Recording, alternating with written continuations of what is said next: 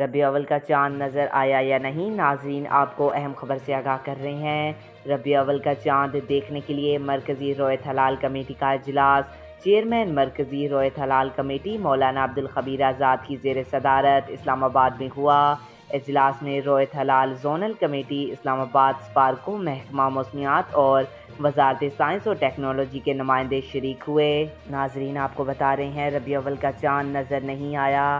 عید میلاد النبی صلی اللہ علیہ وآلہ وسلم 17 ستمبر بروز منگل کو ہوگی۔ ملک کے کسی بھی حصے میں چاند نظر آنے کی شہادتیں موصول نہیں ہوئیں، جس کے بعد چیئرمین رؤیت ہلال کمیٹی نے اعلان کیا۔ چیئرمین رؤیت ہلال کمیٹی مولانا عبدالخبیر آزاد نے اعلان کرتے ہوئے کہا کہ یکم ربیع اول 6 ستمبر کو ہوگی، جبکہ عید میلاد النبی صلی اللہ علیہ وآلہ وسلم 17 ستمبر بروز بدھ کو ہوگی۔ ربیع اول کا چاند دیکھنے کے لیے مرکزی رؤیت ہلال کمیٹی کا اجلاس۔ چیئرمین مرکزی رؤیت ہلال کمیٹی مولانا عبدالخبیر آزاد کی زیر صدارت اسلام آباد میں ہوا۔